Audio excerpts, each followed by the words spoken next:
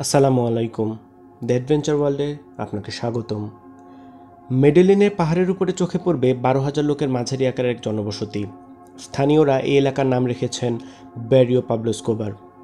80 দশকে নির্মিত এই ইটের জনবসতিতে রয়েছে পানি আর ইলেকট্রিসিটির সুবিধা, রয়েছে স্কুল আর হাসপাতাল, এবং এক দশক ধরে বাড়ি ভাড়ার জন্য এই 12,000 লোকের পকেট থেকে এক পেসো খরচ করতে হয়নি, কারণ এর সব খরচ বহন করেছেন পাবলো এসকোবার, কলম্বিয়ার বিখ্যাত মাদক সম্রাট, কোকেনের রাজা, মেডিলিন কার্টেলের প্রধান, একজন বিলিয়নিয়ার, একজন খুনি, একজন দুর্নীতিবাজ এবং দ্য কলম্বিয়ান রবিনহুড। আজকের ভিডিওতে আমরা আলোচনা করব এই the Colombian Robin Hood Pablo Escobar সম্পর্কে। So let's begin.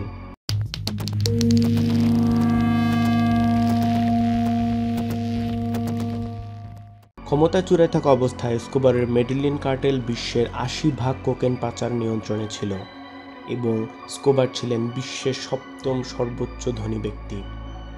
এই কোকেন সম্রাটের আচরণ ছিল অনেকটাই বর্বর এবং পাশবিক। তার কোনো শত্রুই তার হাত থেকে নিস্তার পেত না। মাদক ব্যবসায় তার প্রতিপক্ষ থেকে শুরু করে সাংবাদিক কিংবা সাধারণ মানুষ, যেই তার সামনে বাধা হয়ে দাঁড়াতো তাকে পৃথিবী থেকে সরিয়ে দিতে বিন্দুমাত্র হাত কাঁপেনি তার।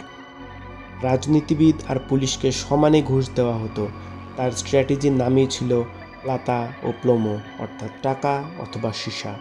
টাকা নেও অথবা সীসা বুলেটের আঘাতে পরপারে পাড়ি জমাও। পাবলো এসকোবারের চরিত্রের আরেকটি দিক হলো এই কালো টাকা তিনি কলম্বিয়ার সাধারণ গরিব জনগণের পিছনে খরচ করতে একটুও কার্পণ্য করেননি। তাই তার মৃত্যু 2 দশক পরেও কিছু কিছু লোক যেমন ডন পাবলোকে ভক্তি করে, অন্যদিকে কেউ কেউ ঈশ্বরকে ধন্যবাদ জানায় যে তিনি আর এর ইহজগতে বিচরণ করছেন না। 1949 সালের 1 ডিসেম্বরে মেডিলিনের পাশেই এক ছোট্ট শহর এনভিগালদোতে জন্মগ্রহণ করেন পাবলো এসকোবার। কৃষক বাবা এবং স্কুল শিক্ষিকা মায়ের 7 ছেলেমেয়ের মধ্যে তৃতীয় ছিলেন এসকোবার। তাই শৈশবকাল অভাবেই কেটেছে তার। কৈশোরে পদার্পণ করতে মেডিলিনে আবাস গড়ে এসকোবাররা, আর সেখান থেকেই শুরু হয় পাবলোর অপরাধ জগতে পদার্পণ। কিংবদন্তি রয়েছে যে শিশু পাবলো ঘোষণা করেছিলেন যে তিনি মিলেনিয়ার হবেন, এবং তিনি হতাশও করেননি। গাড়ি চুরি, নকল লটারির টিকিট বিক্রি সহ ছোটোখাটো অপরাধ করতে করতে পরবর্তীতে স্থানীয় গ্যাংস্টারদের দেহরক্ষী হিসেবেও কাজ শুরু করেন তিনি, আর এভাবেই অপরাধ জগতে পরিচিত মুখ হয়ে যান। মেডিলিনের এক স্থানীয় সরকারি কর্মকর্তাকে অপহরণ করে $1,00,000 বাগিয়ে নেওয়ার পর মেডিলিনের অপরাধীদের কাছে নায়ক বনে যান পাবলো।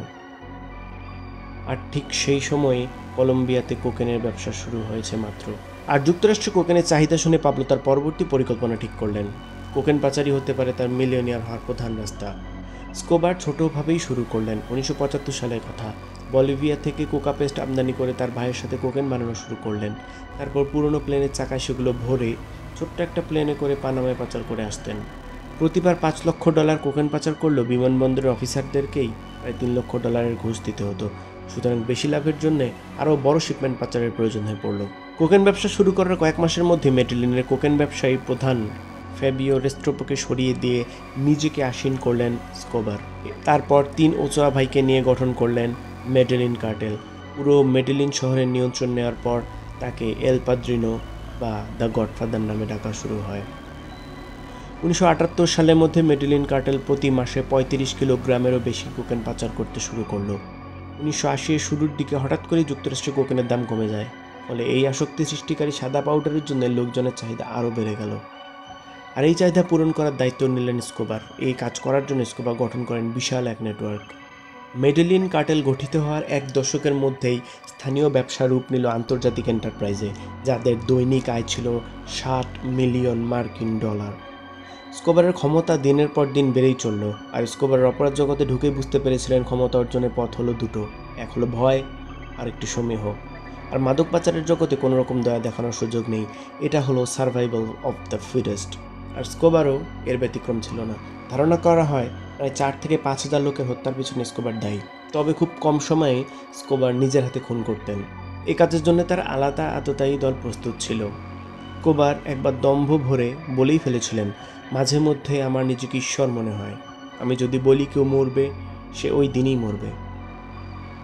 তার কারণে পরপারে পাড়ি জমিয়েছে কলম্বিয়ার 3 জন প্রেসিডেন্ট পদপ্রার্থী, 30 জন বিচারক, কয়েক ডজন সাংবাদিক এবং কম করে হলো 400 জন পুলিশ অফিসার। সমাজে অবস্থান যাই হোক না কেন, তুমি যদি এসকোবারের শত্রু হও, তোমার একমাত্র পরিণতি অকাল মৃত্যু।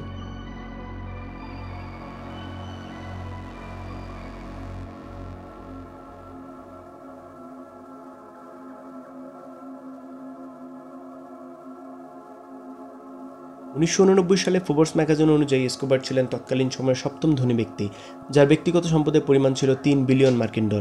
বিশাল বিশাল অ্যাপার্টমেন্ট, বিলাসবহুল দ্রব্য আর সুপারকারের পিছনে খরচ কম করতেন এসকোবার। মেডিলিনের সাধারণ জনগণের পিছনে খরচ করতে শুরু করলেন এসকোবার। গরিব মানুষদেরকে বিনামূল্যে খাওয়া ও থাকার সুযোগ করে দিতেন তিনি।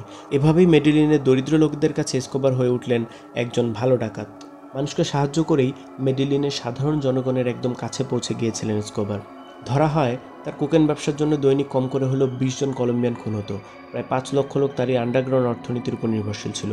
তবে সবাই যে নিজের আগ্রহে ঢুকেছিল এমনটি নয়। সাধারণ কৃষকদের মেরে ফেলার হুমকি দেওয়া হতো যদি না তারা আশানুরূপ কোকেন উৎপাদন করতে পারতেন। 90-এর দশকের শুরু থেকে এসকোবার শুধু আন্তর্জাতিক খ্যাতি লাভ করেনি, বরং একজন আন্তর্জাতিক মোস্ট ওয়ান্টেড ক্রিমিনালের তালিকাতে নাম উঠে গিয়েছিল। যুক্তরাষ্ট্র এবং কলম্বিয়া যৌথ উদ্যোগে তাকে ধরার জন্য ব্যবস্থা গ্রহণ করে। ধরা পড়লে কলম্বিয়া সরকার তাকে যুক্তরাষ্ট্রের হাতে তুলে দেবে। কলম্বিয়ায় এই আইন পরিবর্তনের জন্য এসকোবার রাজনীতিতেও নাম লেখান, কিন্তু এতে খুব একটা লাভ হয়নি। এরপর এসকোবার অন্য পদ্ধতিতে চেষ্টা করেন। তিনি কলম্বিয়ান সরকারকে প্রস্তাব দেন তিনি কলম্বিয়ার আন্তর্জাতিক ঋণ পরিশোধ করে দেবেন, সে সময় যার পরিমাণ ছিল $13 বিলিয়ন।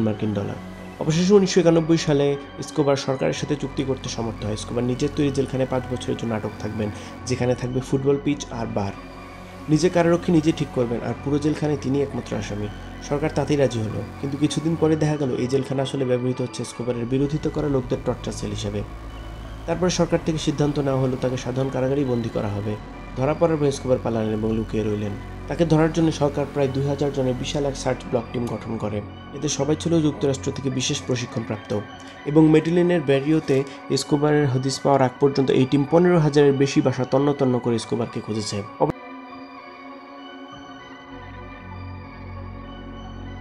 তো ভিউয়ার্স, এই ছিল আমাদের আজকের ভিডিও। পাবলো এসকোবারের বায়োগ্রাফি কেমন লাগলো তা আমাকে অবশ্যই কমেন্ট করে জানাবেন, এবং ভিডিওটি ভালো লাগলে লাইক করে দেবেন।